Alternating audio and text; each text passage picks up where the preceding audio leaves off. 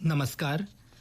आकाशवाणी जयपुर अजमेर से प्रस्तुत हैं प्रादेशिक समाचार।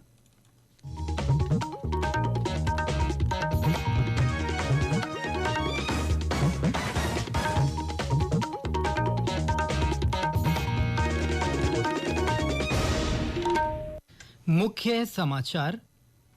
प्रधानमंत्री नरेंद्र मोदी ने 26/11 मुंबई आतंकी हमले में बलिदान देने वाले बहादुरों को याद किया। कहा, भारत आतंकवाद को दृढ़ता से कुचल रहा है। मन की बात कार्यक्रम में प्रधानमंत्री ने कहा, वोकल फॉर लोकल की सफलता एक विकसित और समृद्ध भारत के द्वार खोल रही है।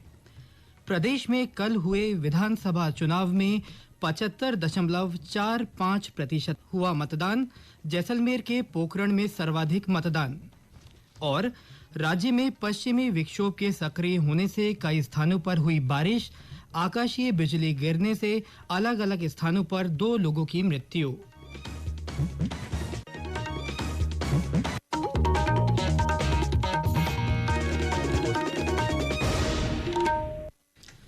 समाचारों के साथ मैं सिद्धार्थ जैन। और अब समाचार विस्तार से। प्रधानमंत्री नरेंद्र मोदी ने आज आकाशवाणी पर मन की बात कार्यक्रम में अपने विचार साझा करते हुए उन लोगों को श्रद्धांजलि अर्पित की जो 26 नवंबर के मुंबई आतंकी हमलों में वीर गति को प्राप्त हुए थे। श्री मोदी ने कहा कि देश 26 नवंबर को कभी भुला नहीं सकता, क्योंकि उस दिन राष्ट्र पर जघन्य आतंकी हमला हुआ था। उन्होंने कहा कि देशवासी उन वीरों को याद करते हैं जिन्होंने आतंकी हमले के दौरान सर्वोच्च बलिदान दिया। श्री मोदी ने कहा कि भारत अब पूरी दृढ़ता के साथ आतंकवाद को कुचल रहा है। श्री मोदी ने कहा कि यह दिन इसलिए भी महत्वपूर्ण है क्योंकि वर्ष 1949 में इसी दिन संविधान सभा ने भारत के संविधान को अंगीकार किया था। मुझे याद है जब साल 2015 में हम बाबा साहब आम्बेडकर की 125वीं जन्म जयंती मना रहे थे, उसी समय ये विचार आया था कि 26 नवंबर को संविधान दिवस के तौर पर मनाया जाए। और तब से हर साल आज के इस दिन को हम संविधान दिवस के रूप में मनाते आ रहे हैं। मैं सभी देशवासियों को संविधान दिवस की बहुत बहुत शुभकामनाएं देता हूं। स्थानीय उत्पादों को प्रोत्साहन देने के बारे में श्री मोदी ने कहा कि देश की 140 करोड़ जनता कई परिवर्तनों का नेतृत्व कर रही है। प्रधानमंत्री ने कहा कि पिछले दिनों में दीपावली, भैया दूज और छठ पूजा के दौरान देश में 4 लाख करोड़ रुपए से अधिक का कारोबार हुआ। उन्होंने प्रसन्नतापूर्वक कहा कि अब बच्चे भी खरीदारी करते समय यह देखते हैं कि उसमें मेड इन इंडिया लिखा है या नहीं। प्रधानमंत्री ने कहा कि वोकल फॉर लोकल की सफलता विकसित भारत, समृद्ध भारत के द्वार खोल रही है। उन्होंने कहा कि वोकल फॉर लोकल अभियान से पूरे देश की अर्थव्यवस्था मजबूत हो रही है और यह रोजगार तथा विकास की गारंटी है। प्रधानमंत्री ने कहा कि यह अभियान शहरी और ग्रामीण दोनों क्षेत्रों के लोगों को समान अवसर देता है। इससे स्थानीय उत्पादों में वैल्यू एडिशन का भी मार्ग बनता है और अगर कभी वैश्विक अर्थव्यवस्था में उतार चढ़ाव आता है तो वोकल फॉर लोकल का मंत्र हमारी अर्थव्यवस्था को संरक्षित भी करता है। प्रधानमंत्री ने इस बात पर दुख व्यक्त किया कि कुछ परिवारों ने विवाह करने के लिए विदेश जाने का चलन शुरू कर दिया है। उन्होंने कहा कि यदि भारत में ही विवाह किया जाए तो देश का पैसा देश में रहेगा। श्री मोदी ने इस बात पर प्रसन्नता व्यक्त की कि स्कूली बच्चों में भी नवाचार की भावना को बढ़ावा मिला है। प्रधानमंत्री ने कहा कि जल सुरक्षा 21वीं सदी की बहुत बड़ी चुनौतियों में से एक है। उन्होंने बताया कि अमृत महोत्सव के दौरान भारत में 65,000 से अधिक अमृत सरोवर बनाए गए हैं जो आने वाली पीढ़ियों को लाभ देंगे। श्री मोदी ने कहा कि इन सरोवरों की निरंतर देखभाल करना और उन्हें जल संरक्षण का प्रमुख स्रोत बनाए रखना हम सबका दायित्व है।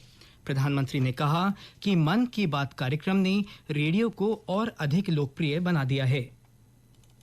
मन की बात की एक और उपलब्धि ये भी है कि इसने घर घर में रेडियो को और अधिक लोकप्रिय बना दिया है। प्रधानमंत्री ने लोगों को देव दीपावली की बधाई देते हुए कहा कि कल काशी के घाटों पर लाखों दीपक जलाए जाएंगे और भव्य आरती तथा लेजर शो होगा। श्री मोदी ने प्रकाश पर्व से पहले गुरु नानक देव को भी याद किया। आज संविधान दिवस है। संविधान सभा ने 1949 में आज ही के दिन संविधान को औपचारिक रूप से स्वीकार किया था, जो 26 जनवरी 1950 से लागू हो गया।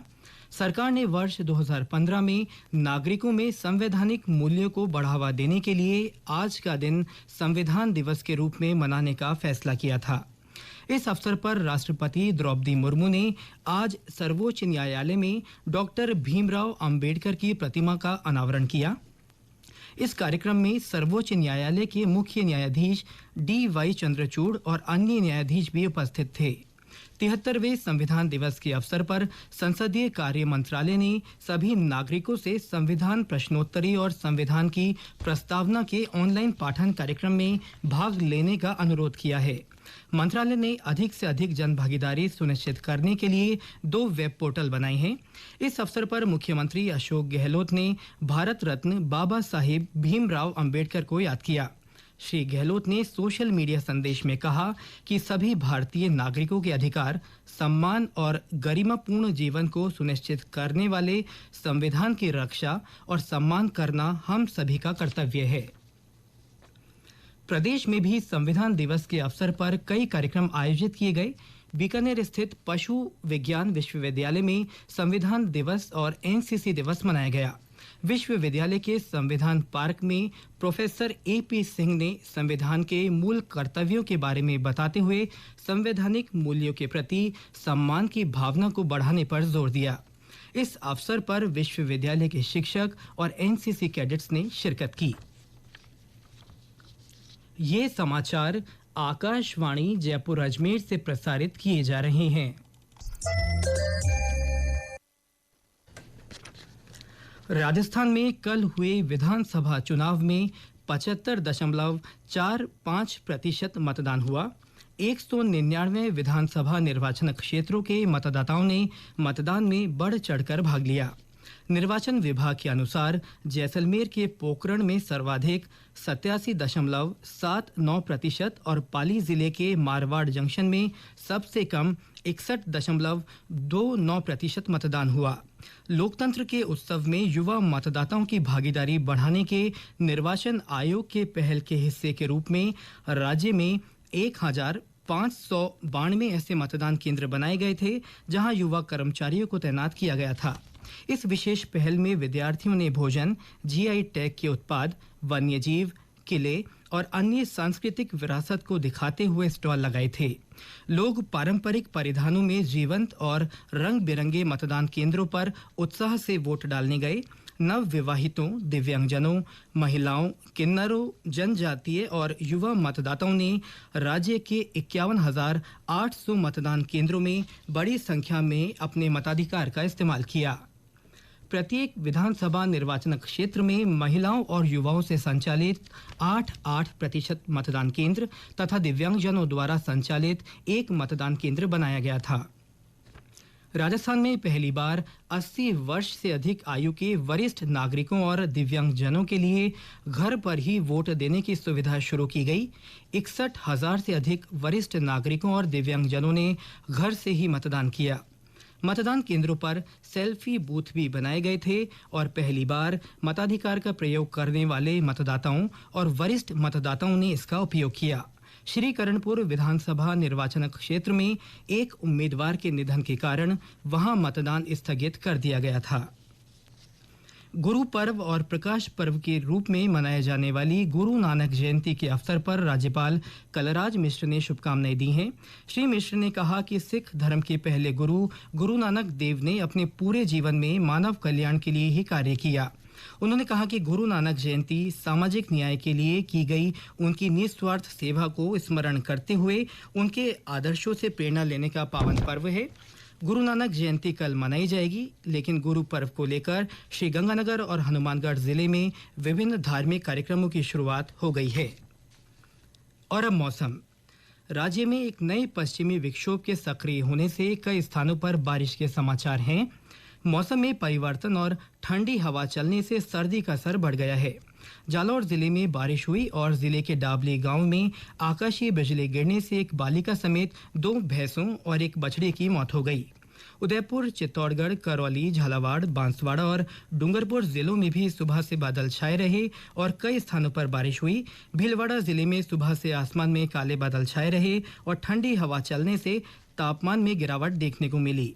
वहीं बांसवाड़ा जिले के बोरपी खाटा गांव में आकाशीय बिजली गिरने से एक भैंस की मृत्यु हो गई। बाड़मेर से हमारे संवाददाता ने बताया कि जिले के बाखासर में आकाशीय बिजली गिरने से एक किशोर की मौत हो गई और उसके पिता झुलस गए।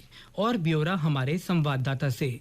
जिले में आज दिन भर बरसात की झड़ी लगी रही। इस दौरान सेडवा और बाड़मेर में सबसे ज्यादा 8 मिलीमीटर पानी बरसा। इस बीच आज जिले के सेडवा इलाके के पांधी का निवाण गांव में आकाशीय बिजली गिरने से 90 से ज्यादा भेड़ों और बकरियों की मौत हो गई। वहीं आज पूरे दिन धूप नहीं निकलने और ठंडी हवाओं के चलने से जिले में ठिठुरन बढ़ गई है। दूसरी तरफ जिले के किसान इस मावठ को रबी की फसल के लिए वरदान मान रहे हैं। जसवंत सिंह डूडी, आकाशवाणी समाचार, बाड़मेर।